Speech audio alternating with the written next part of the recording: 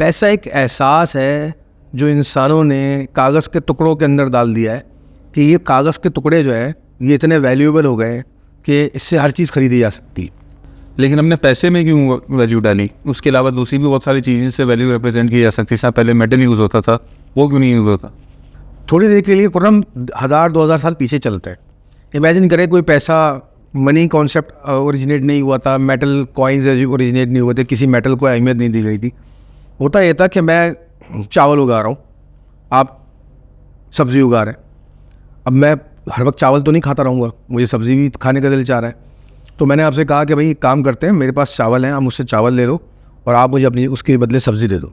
आपने कहा ठीक है, तो हमने एक्सचेंज कर लिया। अब सवाल प्रॉब्लम ये होने लगी कि भाई मैं कितने चावल दूँ कि आप कितनी सब्ज़ी दो।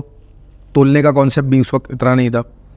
तो स्पेस का भी मसला होता होगा, इतने टन चावल लेके जा रहे हैं, इतने टन स्टोरेज का मसला, सब्ज़ी पेरिशेबल आइटम है, चावल देर पा है, या और भी बहुत सारी चीज़ें अब जितनी ज़रूरत है ज़िंदगी हम ख़रीदते हैं।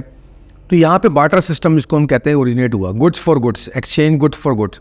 इनके चीज़ के बदले आप चीज़ ले लीजिए। लेकिन जब ये चीज़ ज़्यादा होने लगी कि मुझे चावल, मुझे सब्ज़ी नहीं चाहिए, मुझे दाल चाहिए, मुझे गोश्त चाहिए, मुझे कुछ और चीज़ चाहिए, मुझे कपड़े चाहिए, तो अब मैं हर चीज़ को अपने चावल से एक्सचेंज कर रहा हूँ। तो अब कितने कपड़ों के अवस कितने चावल जाएंगे, ये जो पैमाना था ये नहीं था लोगों के पास। ये भी केस हुआ होगा, लोग चावल ट्रेड कर देते हैं, इतने चावल तो पड़े मुझे, अब ये नहीं चाहिए, और दूसरे बंदे के पास वो आइटम नहीं है। जाहिर बात है। तो फिर लोगों ने ये सोचा कि हम कोई एक स्टैंडर्ड बना लेते हैं, कोई एक पैमाना बना लेते हैं कि जिसके बदले हम चीज़ों को एक्सचेंज करेंगे। तो उस वक्त फिर जब ये चीज़ बहुत बढ़ने लगी तो कॉइन सिस्टम ओरिजिनेट हुआ। मेटल के पीसेस कह लीजिए या पत्थर जो देखने में खूबसूरत या यूनिक होते थे, ताकि वो आइडेंटिफाई हो सके कि भाई ये यूनिक पत्थर है, इसकी ये वैल्यू है। इन्होंने ये बेसिस किस उस पर चूज़ किया? ये कन्वीनियंस के लिए, खूबसूरती के लिए, या रेयरिटी पे? किस? ऑब्वियसली कन्वीनियंस के लिए, क्योंकि इसको अंग्रेजी में कहते हैं डबल कोइंसिडेंस ऑफ वांट्स, कि मेरे पास चावल है, मुझे सब्ज़ी चाहिए, लेकिन आपके पास सब्ज़ी, आपको चावल नहीं चाहिए, आपको तो मछली चाहिए किसी तीसरे बंदे के पास। अब क्या होगा, मैं ढूंढूँ ऐसा बंदा जिसके पास मछली हो और उसको चावल चाहिए हो, मैं उसको चावल लेके मछली लूँ और मछली आपको देके सब्ज़ी लूँ। इसको कहते हैं डबल कोइंसिडेंस ऑफ वांट्स।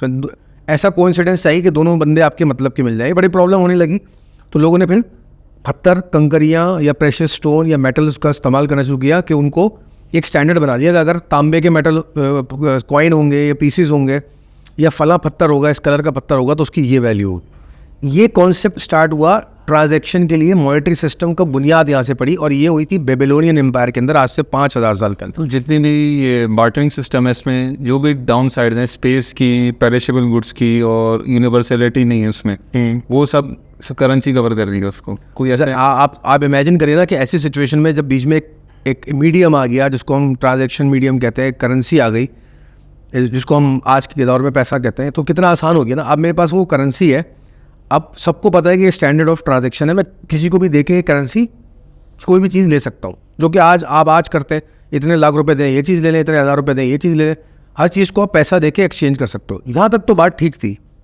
अब जब 4-5 हज़ार साल गुजर गए और ये चीज़ कॉन्सेप्ट इवॉल्व होना शुरू हुआ, पिछले 400-500 साल पहले बैंकिंग का कॉन्सेप्ट आया कि पैसा, ये जो पैसा हमने करेंसी बनाई थी, मेटल के पीसीज हो चाहे वो पेपर बैक करेंसी हो, इसको सेंट्रलाइज किया जाए, एक टाइप की करेंसी हो पूरे कम्युनिटी के अंदर, और उसको एक मॉनिटर करने वाला, इसको कंट्रोल करने वाला एक बॉडी हो, एक ऑर्गेनाइजेशन हो, जिसको हमने बैंक कह दिया, सेंट्रल बैंक, जिसको हम स्टेट बैंक भी कहते हैं अपने मुल्क के अंदर। फिर वो स्टेट बैंक मेक श्योर करता है कि ये सारी करेंसी एक स्टैंडर्ड के ऊपर पूरे मुल्क में सर्कुलेट हो रही है और उसकी वैल्यू एक हर जगह एक जैसी है।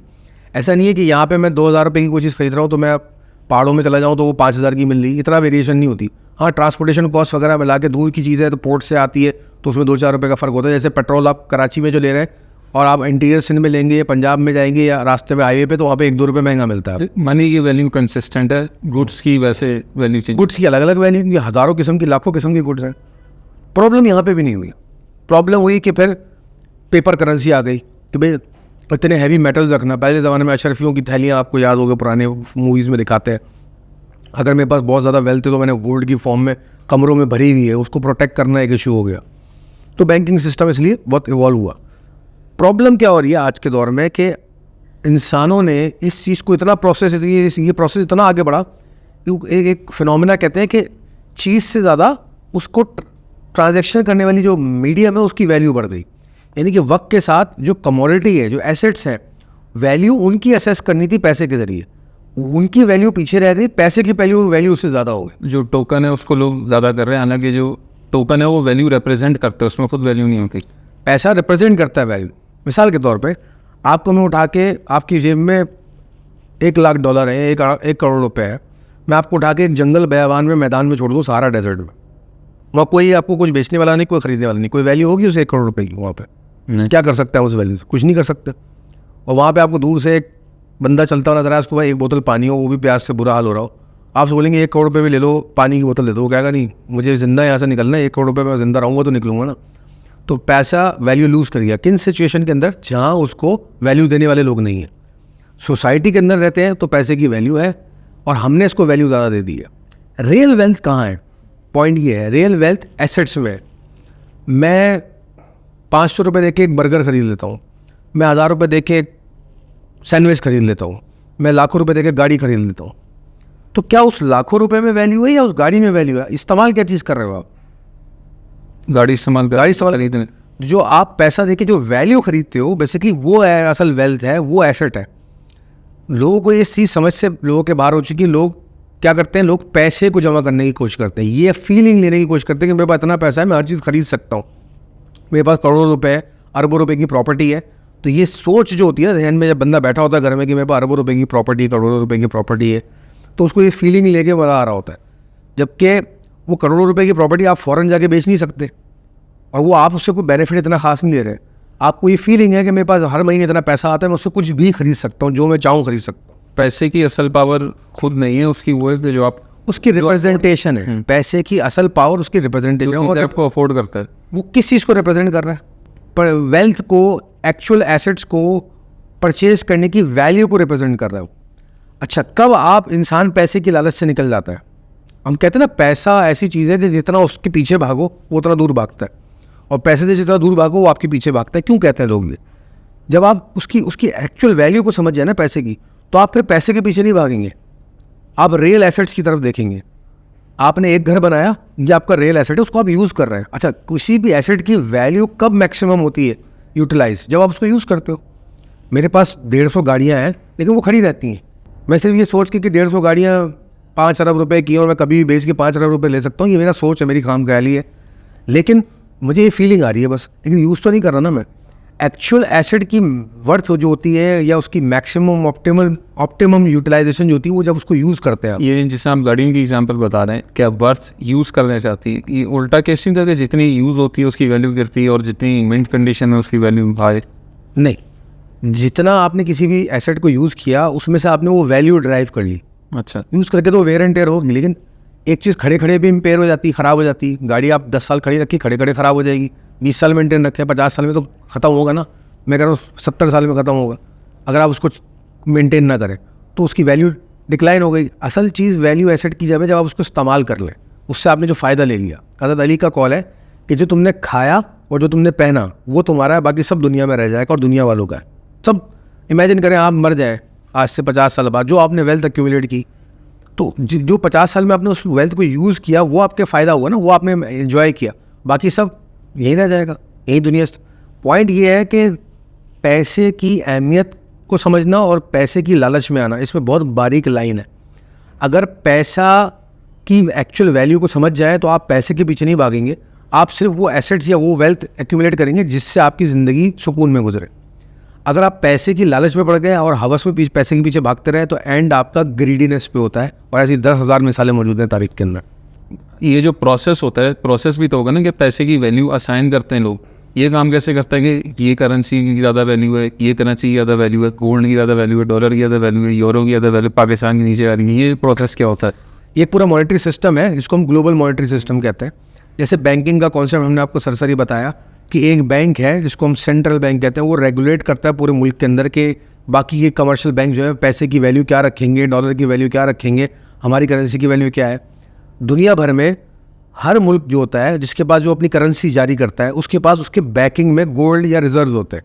लेकिन अब तो वो ख़त्म हो गया ना, गोल्ड का ख़त्म हो गया, डॉलर के रिजर्व्स रखते हैं। लेकिन कॉन्सेप्ट क्या है मैं समझा रहा हूँ कि अगर हमारे मुल्क में फ़र्ज़ करें 2 अरब रुपए घूम रहे हैं करेंसी के तौर पे, तो 2 अरब रुपए का हमारे स्टेट बैंक के पास सोना होना चाहिए।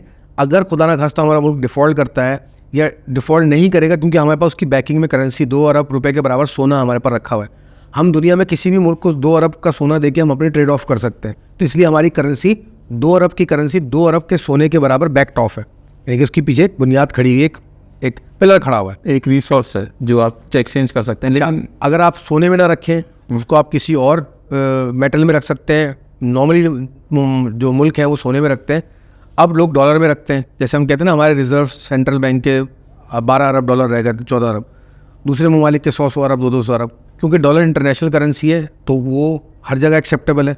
तो अगर हमारे रिजर्व डॉलर में है तो हमारी कंट्री डिफ़ॉल्ट नहीं करेगी, हमारे रिजर्व्स अगर स्ट्रॉन्ग है तो। ये आप बोल रहे हैं कि रिजर्व्स एक तो गोल्ड, डॉलर या किसी और रिसोर्स में होते हैं, लेकिन मैं ये पूछ रहा हूँ ये इनकी रूट वैल्यू कहाँ से असाइन होती है? क्योंकि जो मुझे लग रहा है पढ़ने से, क्योंकि मुझे वो लग रहा है जो करेंसी होती है या मटेरियल होता है, खुद उसकी वैल्यू नहीं होती, हम डिराइव करते हैं, उसको असाइन करते हैं कि ये इतनी प्रेशियस चीज़ है, ये इतनी प्रेशियस चीज़ है।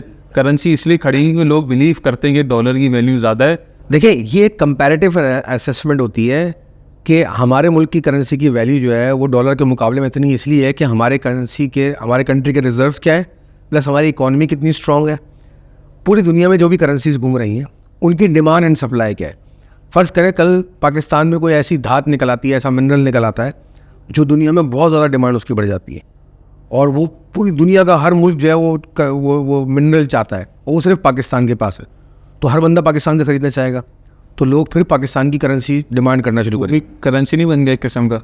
नहीं, पॉइंट को समझें, कोई भी चीज़ अगर कंट्री के पास कोई इतनी वैल्यूबल चीज़ है या नहीं है, वो किसी भी वजह की वजह से उस कंट्री की करेंसी की डिमांड बढ़ जाती है सप्लाई से ज़्यादा, तो उसकी वैल्यू बढ़ना शुरू हो जाती है। किसी भी कंट्री की डिमांड से ज़्यादा सप्लाई बढ़ जाती है करेंसी की, तो उसकी वैल्यू गिरना शुरू हो जाती है। पाकिस्तान की करेंसी कितने मुल्क नहीं चाहते, वह फ़ॉरेन एक्सचेंज में इस्तेमाल नहीं, उसकी डिमांड ही नहीं है, तो एज अ रिज़ल्ट उसकी वैल्यू नहीं है। अच्छा, इसके बरक कुवैती दिनार ले लें, क्यों इतनी वैल्यू उसकी? ऑयल रिच कंट्री, उसमें ऐसी रिसोर्स है ऑयल जो हर कोई चाहता है, तो हर कोई कुवैत की करेंसी खरीदना चाहता है, तो उसकी वैल्यू बढ़ जाती है। तो ये कंपैरेटिव डिमांड एंड सप्लाई की बेस पे कंपैरेटिव असेसमेंट होता है करेंसी की वैल्यू होती। तो ये किस्म का बिलीफ है इस्टेब्लिश हो गया ना करेंसी। बिलीफ नहीं, इट्स अ मार्केट मैकेनिज्म। अगर आपने इकोनॉमिक्स में या वांट पे या नीड पे, ये एक तरीके का मार्केट मैकेनिज्म होता है। इकोनॉमिक्स आपने अगर पढ़ी हो तो उसके अंदर क्या होता है, when demand and supply equilibrium पे आती हैं तो वो परफेक्ट मार्केट कंडीशन होती है। अगर डिमांड एंड सप्लाई में कमी बेशी होगी तो जिस चीज़ की भी हम बात करें डिमांड एंड सप्लाई, उसकी आपको वैल्यू में फ़र्क नज़र आएगा। अगर किसी चीज़ की डिमांड बहुत ज़्यादा है तो उसकी वैल्यू बहुत ज़्यादा बढ़ जाएगी, सप्लाई कम है। अगर किसी चीज़ की सप्लाई बहुत ज़्यादा है, डिमांड कम है, तो उसकी वैल्यू कम हो जाएगी। एक गाड़ी है, वो 10 लोग खरीदना चाहते हैं, उसकी डिमांड बहुत ज़्यादा है, हर बंदा बोल रहा है मुझे दे दो 1 लाख में, वो दूसरा बोला मुझे 1.5 लाख में दे दो, मुझे 2 लाख में दे दो, तो क्या है, डिमांड बढ़ गई, तो एज अ रिज़ल्ट उसकी प्राइस या वैल्यू भी बढ़ गई। अब 10 गाड़ियाँ हैं, ख़रीदने वाले 2 बंदे, तो हर गाड़ी वाला बोल रहा है मेरी गाड़ी खरीद लो, अच्छा लाख में नहीं 70,000 में ख़रीद लो। क्या हुआ, सप्लाई ज़्यादा है गाड़ियों की तो डिमांड कम है, एज अ रिज़ल्ट वैल्यू उसकी कम हो गई। यही करेंसी के ऊपर भी अप्लाई होता है कानून। तो कोई ऑब्जेक्टिव या सिस्टम ही इसको वैल्यू भी असाइन ह्यूमर्स ने खुद की है। जी, गुफ्तगू का लुब्बे लुबाब ये आपको ये समझ में आना चाहिए कि असल वैल्यू पैसे के अंदर नहीं है, जो असल वैल्यू जो है वो उन एसेट्स के अंदर है, उन चीज़ों के अंदर है जो उस पैसे को देकर आप इस्तेमाल करते हैं। लेकिन पैसा बीच में खड़ा हुआ है, क्यों? क्योंकि हमने उस पैसे को इतना ऊपर चढ़ा दिया, उतना ग्रीड में उसको इतना ज़्यादा इंपॉर्टेंट बना दिया कि उससे हमारी चीज़ खरीद सकते हैं। एज अ रिजल्ट उसकी इंपॉर्टेंस इतनी ज़्यादा हो गई है कि पैसा जो है सुपरसीड कर रहा है बाकी सारी चीज़ों से। लेकिन अगर आप पैसे के पीछे भागना बंद कर दें और रियल वेल्थ को एक्यूमुलेट करें, जो कि आपकी हेल्थ है, जो कि आपकी घर है, आपकी लाइफ है जो आप एंजॉय कर रहे हैं, कहीं भी आप जाते हैं, जो भी चीज़ आप पोजेस करते हैं, चाहे वो गाड़ी है चाहे वो घर है, वो आपकी रियल वैल्यू है। पैसा जमा करते करते करते करते ये फीलिंग लेते लेते कि भाई मेरे पास इतना पैसा है मैं कुछ भी खरीद सकता हूँ, इंसान ख़त्म हो जाता है, वो पैसा वहीं पड़ा रह जाता है।